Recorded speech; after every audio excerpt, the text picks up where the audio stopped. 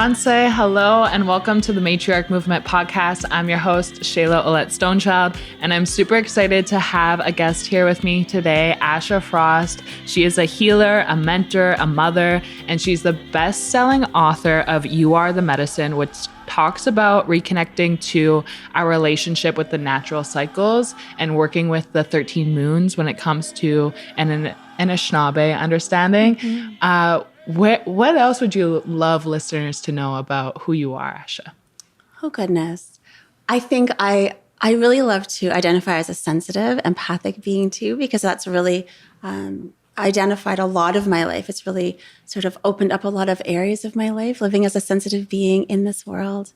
I love that you mentioned Mama, because I think that that's such an important part of my legacy and my mission on this planet, to clear some of that generational harm and trauma and dream a new way into being and envision a new way for the next generations to come. So that part feels really important part of the legacy that I want to leave.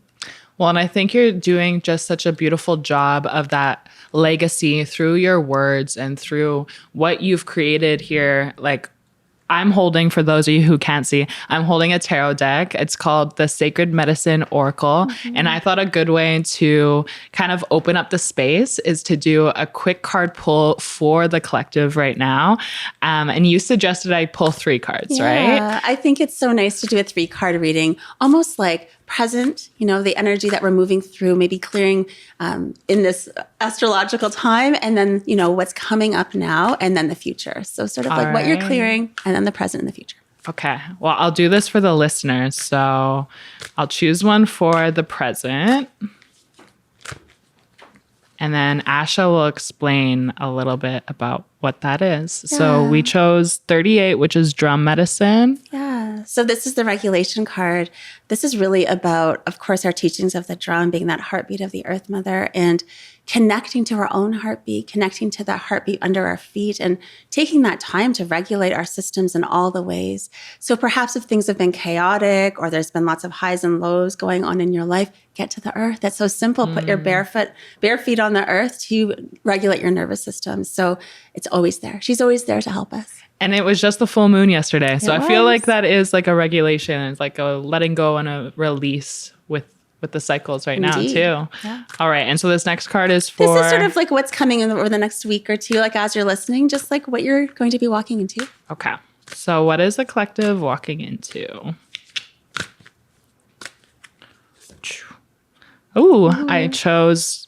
We got wing one, yep. And it's all about trust. It is. So this is particularly the hummingbird, who has so much beauty and magic in their energy, reminding us that there is sweetness all around. The hummingbirds trust their journey. They know where to go to the flowers that have fed them before.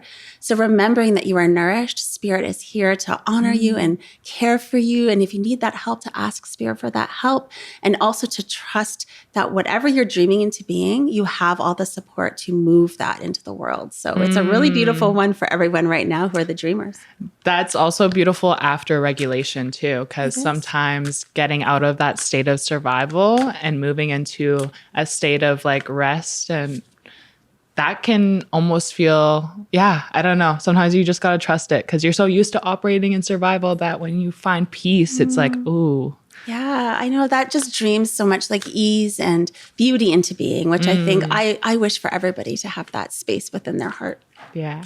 Okay, so the last one is for... So this is future, maybe the next month cycle, the next moon cycle. So let's see the future for the collective, for the listeners. Let's see. All right. Ooh, 47 mosaic, which is pieces. Pieces. So this card in particular, the medicine of this is, things fracture, things break apart, but there's always the mending. So if your heart feels fractured, maybe over the next cycle, or if there's things that fracture our hearts, which often do, especially right now with collective energy, what's happening in the world, that you have the medicine to tend to that, but please tend to it. Take the time to think about that, or add ceremony to your life or ritual to tend to the pieces of your heart that need to be brought back into wholeness. So it's also hope to say that anything that's fractured can come back together, and there's healing that's possible. I love the journey of the 3 cards. It goes from regulation to trust to like piecing it all together. Yeah. And I feel like that's kind of what's happening here within for Indigenous people across Canada, I feel like we're moving not moving, but shifting out of a state of survival, coming back into our gifts, reclaiming connection to each other. It's kind of like we're weaving these pieces together, depending which nation we are from. And so where did you get this inspiration from to start to create this deck and this book? What were you inspired by? Yeah, I had this vision for the last 25 years. It's taken a long time to actually have the manifestation of these in the world. People would always ask me, when are you writing your book? And I would think, I don't think that's ever happening. But I had this beautiful opportunity that came forward for me to share my medicine with a bigger publishing house. And at the time, well, still, they have a lack of representation. So they had put out, we want some more diversity in our publishing house, and we want to welcome those voices in. And so I just was like, I'm doing this. I'm going to do this. I'm going to apply. And there was a contest, and there was a lot of people who applied, but I won. So I was really grateful for that opportunity. And I feel like I've taken it as that. I want to be in these spaces that are, I want to re-indigenize these spaces, these stages. Sometimes it feels lonely because there's not a lot of other people in those spaces doing that work. But it really was part of that vision I had 25 years ago that one day I'd be on that stage, that particular stage. And I was just recently, last month I was. So it's come into being, and it's been a balance and a dance to try to take up that space and also feel like I'm worthy there. And you just said that this was an idea that you had for like 20 years. So did this start as a child? When did you start to recognize your own gifts? Yeah, it was when I was diagnosed with lupus. I was 17, and it really cracked me open. I was terrified. The doctor said, you won't be able to have children. We're going to be on these medications for the rest of your life. And I started the medication, and it made me really ill. And at that time, I was very colonized into, my grandparents were in residential school, and there was that break, that fracturing of those teachings coming through, the language coming through. So I didn't have a lot of connection to those teachings in that way. But that broke me open, and I had to find a new way. And really, I had to find a remembered way, a reclaiming of what was in my bones and blood, that connection to land and plants. And actually, homeopathy was the thing that it's energy medicine mixed with the natural world. And that's really what helped me to heal. So I saw my first naturopath, and they prescribed this remedy that really helped my emotional state. And I started to think, right, we're not just body parts. We're like a whole, there's a whole being here. And that just lit this fire of, I need to know about this medicine. So I became a homeopath for 15 years and practiced with thousands of people using this medicine for their spirit and their hearts and their emotions and their bodies. I learned so much from them about what healing really means. And so that started, when did you get diagnosed with lupus? 17. So you're 17 years old. Yeah. And where did you grow up, and like, where were you raised? Yeah, in Newmarket. So that's north of Toronto. And at that time, it was not a diverse community at all. I was probably one of the only Indigenous people in our school system in that time. So yeah, it's changed a lot now. I still live there. So it's changed a lot now. My children now go to a school that's very diverse. Okay. That's beautiful, though. I didn't know that you were healing people within that capacity. And now that you have gone through more of a journey, do you see a shift happening of more of an acceptance of Indigenous ways of healing? Do you feel like we have a long ways to go? Because right now it feels kind of polarized within our society of like, there's the Western way and then there's the Indigenous way of healing. And so do you feel like there's a shift where people are more open and accepting? What does that look like? Yeah, I think there is. I feel hopeful, and I think people are always looking for alternative ways of healing and coming back to the land and the earth. I think their ancestors had connections to that have been fractured as well. So when people come to the teachings, to my teachings, I know that they have that fracturing in their lineage as well, and that brings us together in some way.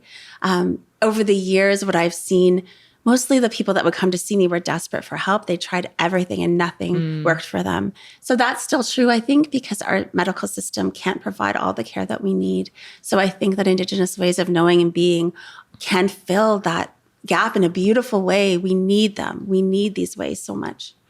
And so if, let's say someone like myself, let's say I were to come to you and I wasn't quite sure what I needed healing, but I knew something was just a little bit off. What would be kind of your like baseline to getting to know what I would need? Is that just something you feel intuitively? Yeah, a lot of the work I did, I don't have a private practice anymore, but a lot of the work that I did was intuitively guided. Our ancestors would, co-create this and give me information, and then you would have an energy healing and sort of lie on my table, and we'd go through a lot of the answers, of course, I believe are held within. So oftentimes I would do a journey to allow you to open up to what you're seeing and feeling and sensing, and then offer if you were open to it, because I'm really strong about boundaries, and ask, do you want to know, what I see, and offer that information. But it really was a dance between our two spirits, which I loved. So you've mentioned a few times like communication with our ancestors, or your ancestors, I should say. And this is something that you touch on in the book, is starting to reconnect to our ancestors through working with the 13 moons. And I know this is something that it's completely different than working with the 12 months and the cycles that we work with. So what is the difference between working with 13 moons and then following like a regular Gregorian calendar? Right. Well, I think it stems from just tuning into like our cyclical nature, our seasonal nature. And this is something that I've seen in all of the people that I've offered medicine to, is we really are all unwinding from that colonial energy, right? Where it's like, this is the way things go. Even when I wrote the book, I wrote it in a way where I thought people would just either flip it open, almost like an oracle, to get the message they needed, or they would read through the whole thing. And people said to me, oh no, I read it month to month. Like January moon, I read it. So that showed me that we're so in that linear way of thinking versus Indigenous folks. And we know we live in cycles and seasons and circles. So it was an interesting experience for me to see, I wrote it in an Indigenous way of knowing and being, and people kind of try to put it back in that linear way of like month by month by month. So I think that's why I think our medicine is so brilliant and beautiful to weave in, to unlock some of that and unwind us all from colonial trauma, because we're all marinating in it. So that's what I hope my book continues to do. And like, where does the 13 moons, that concept come from? Because I know some of it mentions like the turtle's back. Is there like a origin story of working with the 13 moons? Yeah, the turtle's back is the 13 moon. Okay. Yes, that's the basis of the book, and those beautiful markings on the turtle where we have those 13 moons, and we used it as a calendar. So I love to think about all of creation being connected with Grandmother Moon up in the sky, and that turtle on the earth, and the weaving of their medicines, looking at one another, saying, look at the reflection of my medicine with yours, and how we can dance with that in the world. It feels so special to me. So that turtle story and that connection to that cycle and season is so important. And I know that each moon kind of coordinates with a different animal. Is that correct? Yeah, well, I actually asked Spirit for an animal in my book. Okay. So these are Ojibwe moons. So they are the way that our calendar, based on where we were living. So our moon, you might hear in the world, it was a pink moon. And I think that those are taken from particular maybe origins or traditions.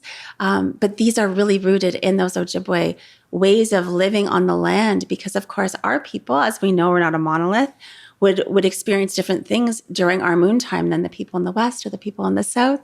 So that's where the moon titles or names come from. And I think that has been a little bit colonized too on social media, where everybody's like, it's a pink moon because they like the name, and not realizing, this is really coming from how we related to the land in our own communities. So I think it's really important to honor those things. And it's something I don't often see on social media. No. And I'm so curious. So like the animal that's kind of present within that moon, is it based off of like what someone may see during that time of the year? Yeah. Or well, I think obviously the bear moon in February had the bear. Yeah. But I asked for, so this is the suckerfish moon that we were just in, Nambin Gizis, and it was a time of cleansing and purification, is where the teaching comes from. So I would ask Spirit, what animal represents purification and cleansing? So for this moon, it was frog that came forward. So the animal medicine really was the one that wanted to come through for that whole month as an ally or as a medicine for people to move through and ask for their help and their guidance.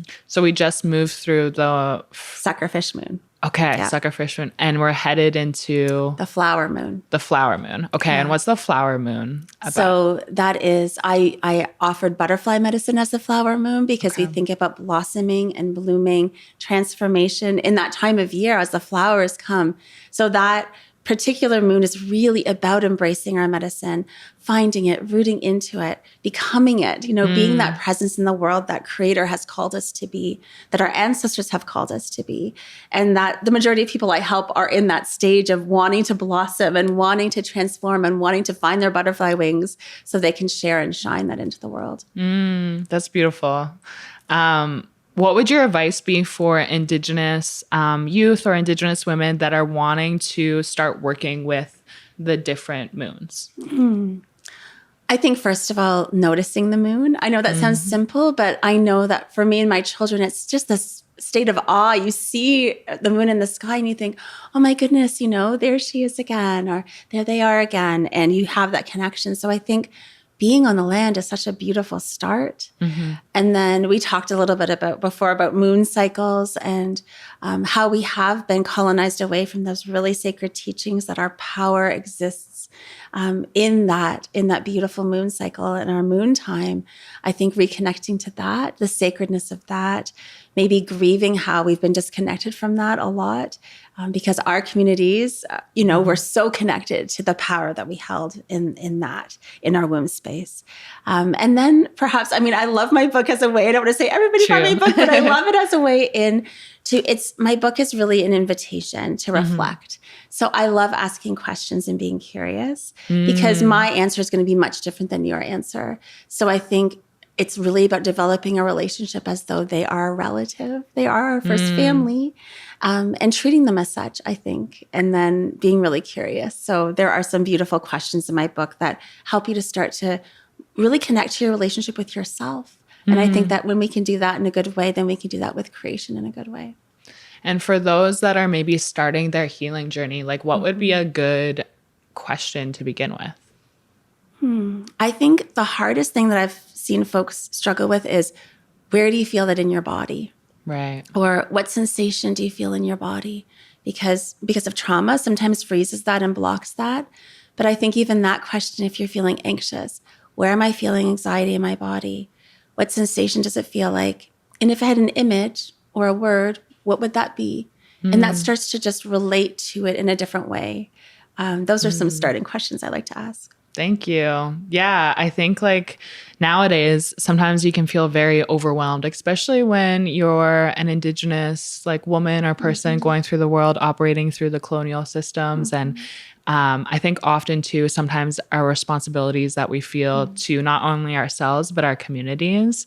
And so sometimes I feel like I'm like, should I go this way? Should I go that way? So like, what are some things maybe that you do to help you kind of recenter and realign? And because I think sometimes I'm not too sure if it's my intuition or if it's someone else's idea of what they want me to be doing. So how can we reconnect to? I love that question so much. I think a lot of the energy that I've dealt with in the past couple of years, mostly because I have to be on social media, to be honest, so much. And I can feel that collective energy swirling around. I'm also highly sensitive, so I can take it into my body really in really powerful ways. But I think is this mine? Like, is this my energy? How much of my own energy is taking up space in my energy field right now? And some days it'll be like, oh my goodness, there's 95% of other people's stuff in my field. So I do some shaking or some somatic work or some breathing or some smudging, having those practices that constantly clear to keep me in alignment with, oh, right, this is my own space, right? And sometimes I'll have to be like, get out of this space. You are not welcome here, because that colonial energy can be strong.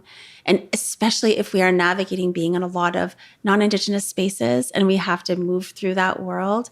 That's the majority of the work that I hold on my shoulders sometimes, or I'm like trying to break through these systems, trying to re-indigenize, but also it can take me down sometimes. And I have to just stay in my energy and trust that my voice matters here, my presence matters here. And somehow that medicine, that Indigenous medicine, sometimes just like kind of has to just like flow out of me. And that will be the difference. I don't have to do as much. I can be. And I need to remember that.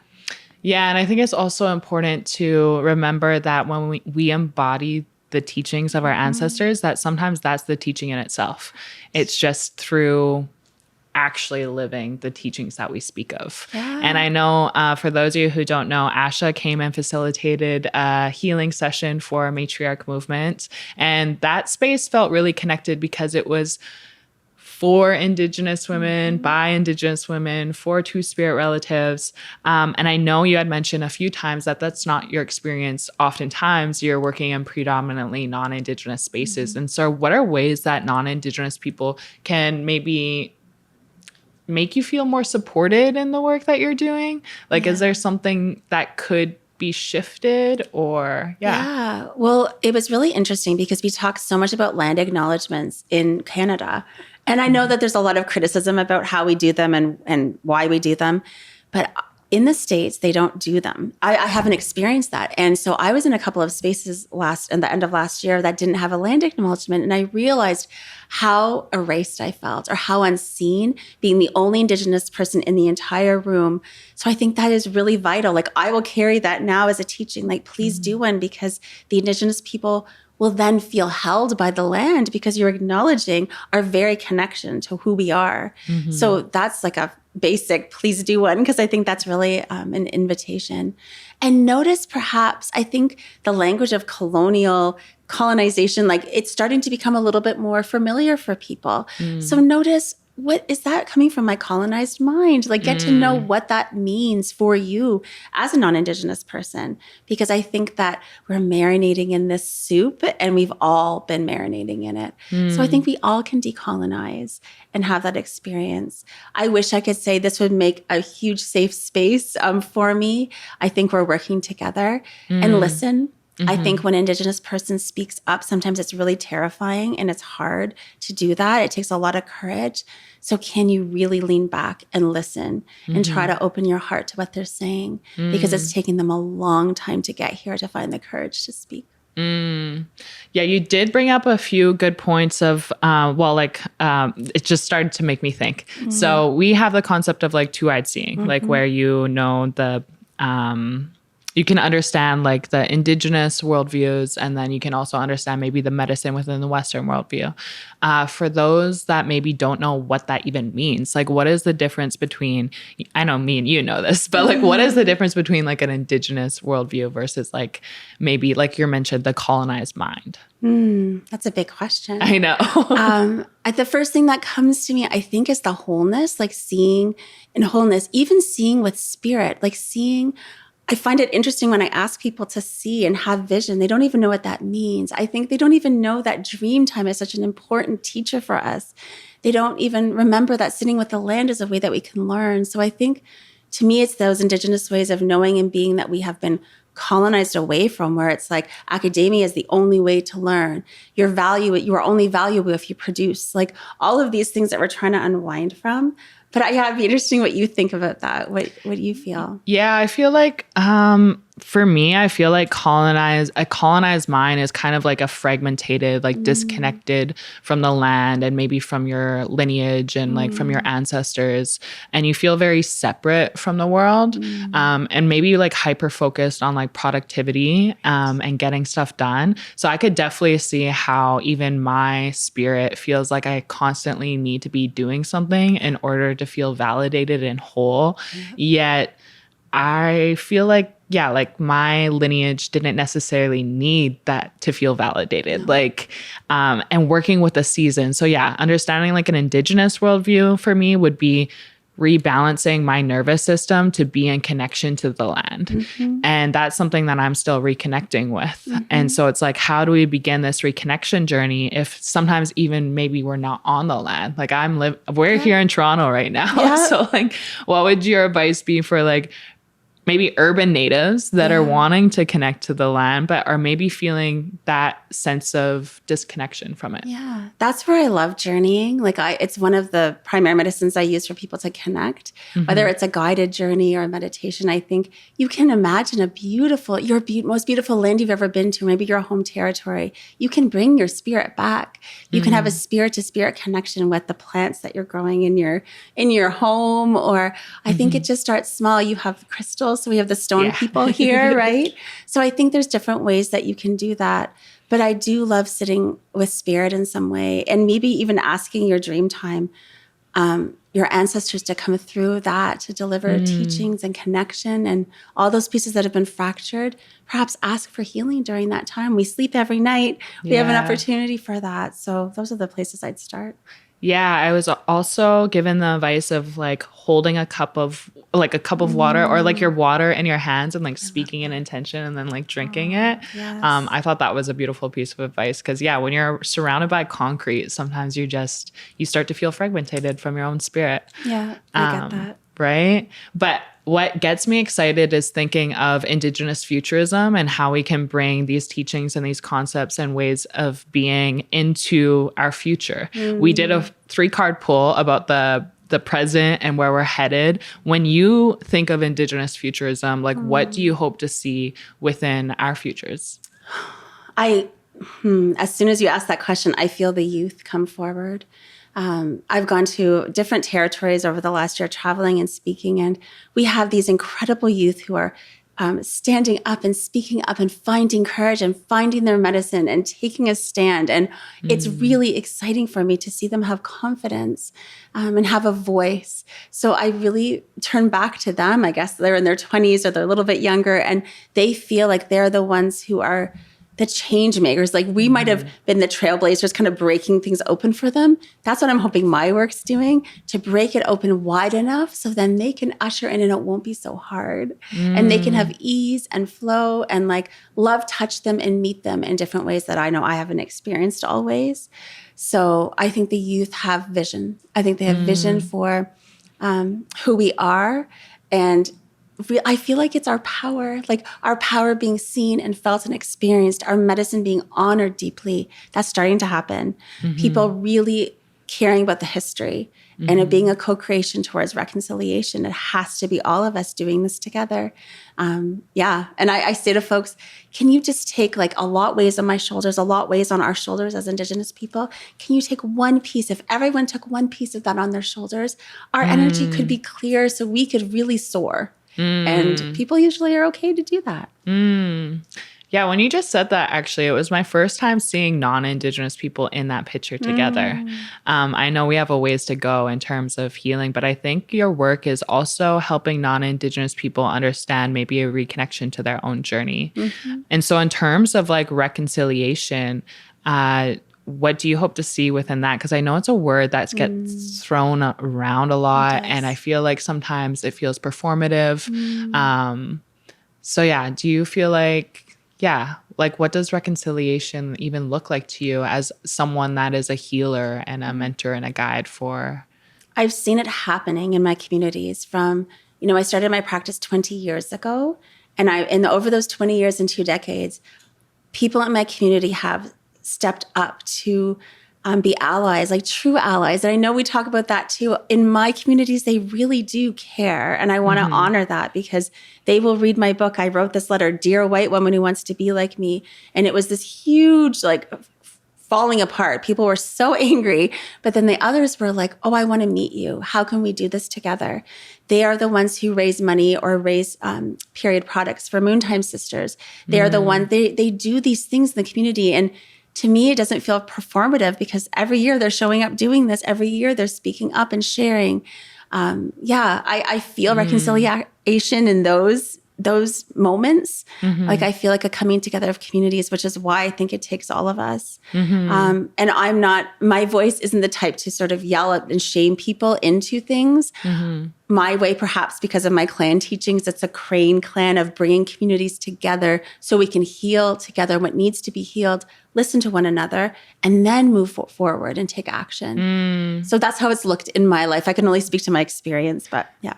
Yeah, no, even for my own experience, I think like forgiveness has been a really, not even just towards like non-Indigenous people, but even towards people in my life.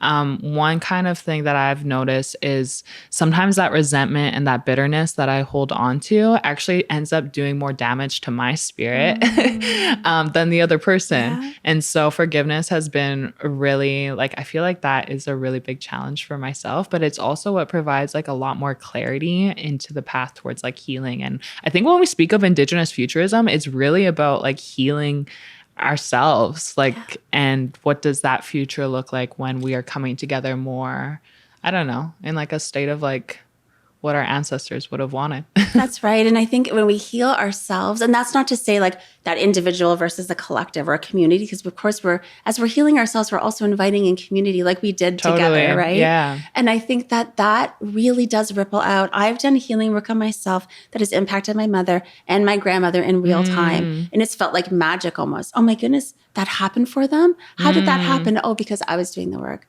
I've done healing work where I've seen my children shift and change just from my work. So I see that forward and backwards. And if we were all doing that, then I think we could ripple out magnificently, you know, and shift those communities as well.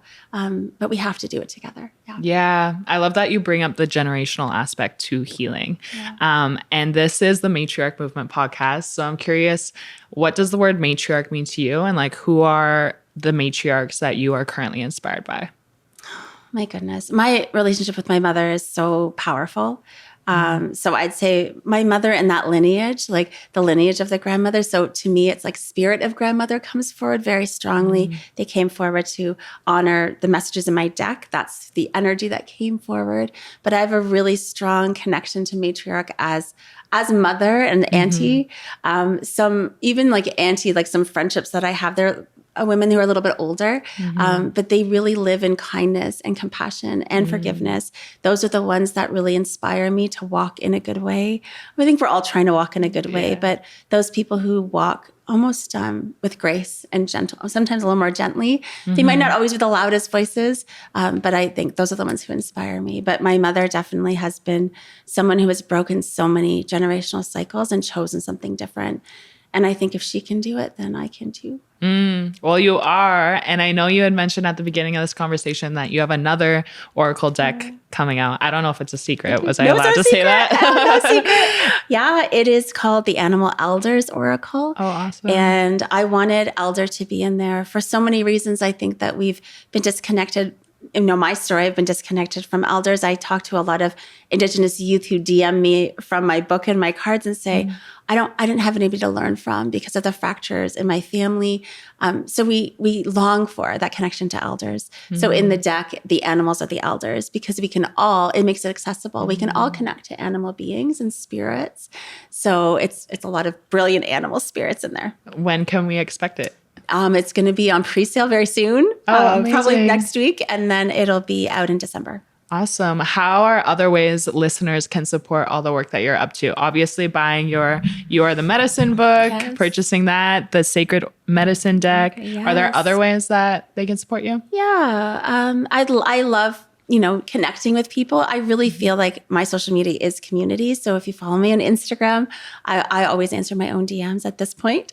I'm in there and I love to connect to you. And right now I do have an online circle once a month. It's a full moon ceremony that I do that goes along with the moons in my book.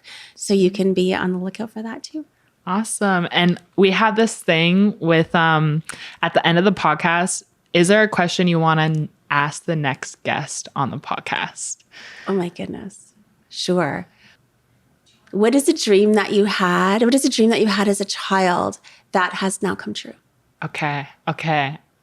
Awesome. Well, thank you so much, Asha, for being here. And I'm continuously inspired by the work that you're doing. Your deck has brought me a lot of inspiration on a daily basis, and your book as well. And I know I'm not the only one inspired by you. So thank you so much for being here. Thank I you didn't for give this having to you me. at the beginning, but here's some tobacco as well. Thank you, Miigwech, Shayla. It's always such a pleasure to be with you.